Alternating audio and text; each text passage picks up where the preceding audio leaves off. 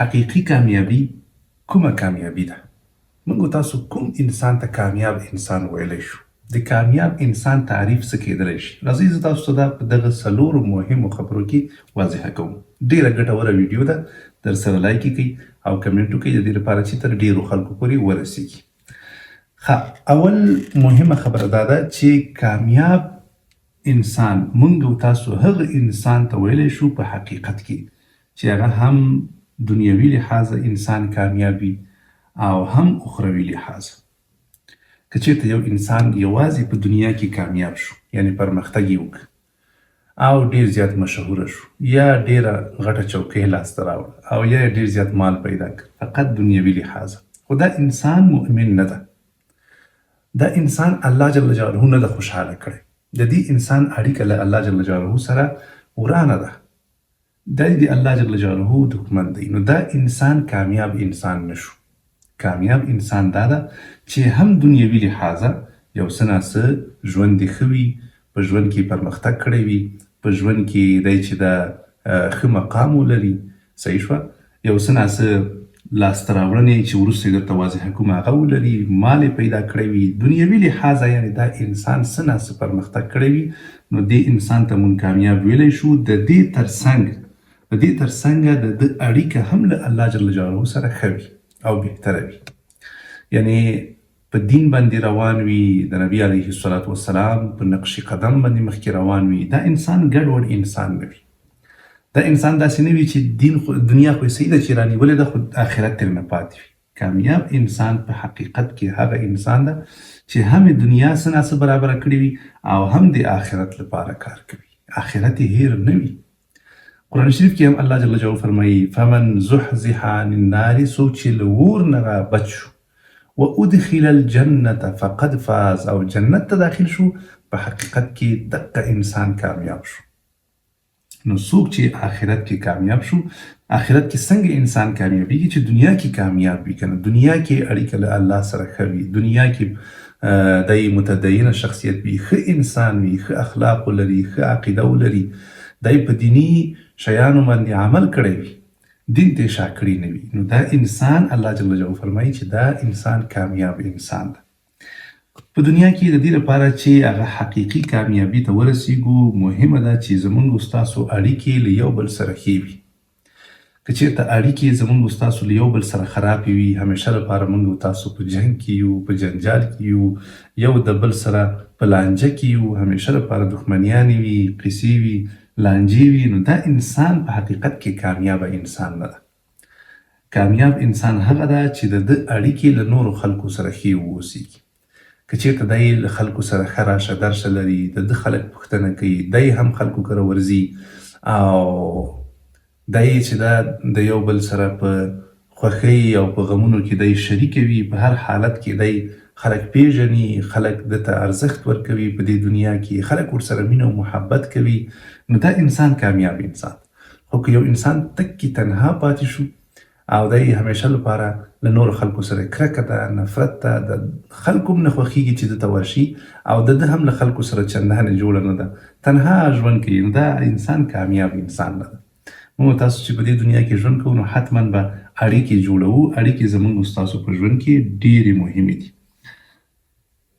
په دریم نمبر کې کامیاب انسان او حقیقي کامیابي هغه ده چې انسان دا ژوند داسې سطحي تیر نه کړي او ټول عمر په وړو وړو شیانو کې، په بې معنا او چټي شیانو کې تیر نه کړي، بلکې دی په ژوند کې یو څه لاسته راوړنه او یو څه دستاورد هم ولري.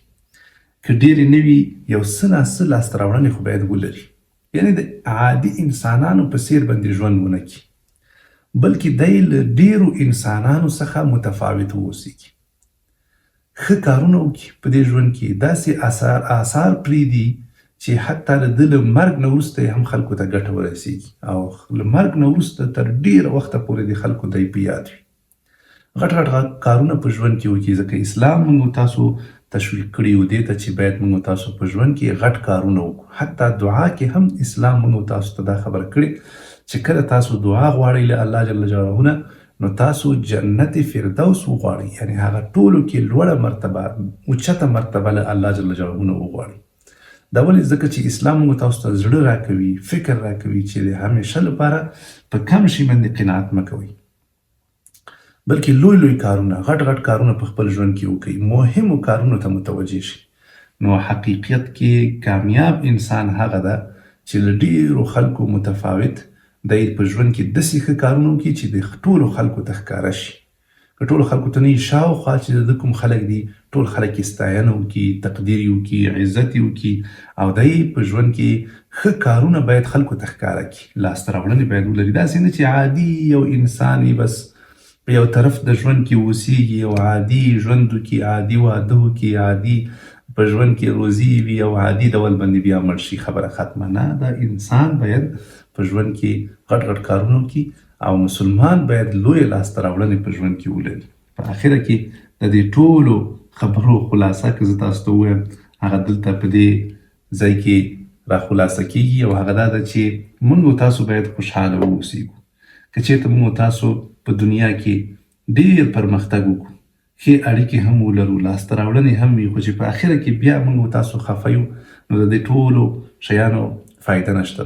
باید موږ تاسو خوشحاله واوسو. قرآن شریف کې الله جل جلاله فرمایي د الله جل جلاله په فضل او په مهربانۍ باندې تاسو باید خوشحاله شئ. فلیفرحوا، د انسانان باید خوشحاله شي. چې ته خوشحاله نه یې، مطلب دا چې دلته څه ناسم مشکل شته ده، یا په دین باندې صحیح نه یې پوه شوی. ځکه دین خو موږ تاسو ته دا ویلي چې هم باید ستا دنیا جوړوي او هم ستا آخرت جوړوي. قرآن شریف کې الله جل جلاله دا دعا موږ تاسو ته راښودلې ده: اللهم ربنا آتنا في الدنيا حسنه وفي الآخرة حسنه وقنا عذاب النار. ربنا آتنا في الدنيا، دغه ځینه واخله تر آخره پورې. دا دعا موږ تاسو ته الله قرآن کې راښودلې. د دې معنا څه شی ده، مفهوم یې څه شی ده؟ مفهوم یې دا ده چې ای الله زموږ دنیا هم جوړه کړه او آخرت هم زموږ جوړ کړه. نبی علیه الصلاة والسلام به هم دا دعا زښته ډېره کوله. بله دعا به هم کوله: اللهم اصلح لي دیني الذي هو عصمة امري. یا الله دین مې هم جوړ کړه، واصلح لي دنیاي التي فيها معاشي. یا الله دنیا مې هم جوړه کړه، ځکه په دې کې زما ژوند ده. واصلح لي آخرتي التي الیها معاشي. یا الله آخرت مې هم جوړ کړه، ځکه زه هلته ور روان یم. نو دنیا هم موږ تاسو جوړو او هم آخرت موږ تاسو جوړو، او له الله نه غواړو چې زموږ ستاسو دنیا او آخرت جوړ شي. نو چې جوړ شي، انسان باید خوشحاله واوسېږي، کنه غمجن خو باید ونه اوسېږي. نو مهمه ده چې موږ تاسو د دنیا حالات، د دنیا ګډوډي، ټیټې او جګې، دا باید موږ تاسو خفه نه کړي، غمجن نه کړي، ناشکره مو نه کړي، او زړه تورن باید نه شو. خوشحاله ژوند باید ولرو، د دې لپاره چې الحمدلله مسلمانان یو او په سمه لاره باندې روان یو، په مستقیمه لاره باندې. د الله جل جلاله څخه غواړم چې اول ما ته کامیابي راکړي او بیا تاسو ته دغه کامیابي در په نصیب کړي.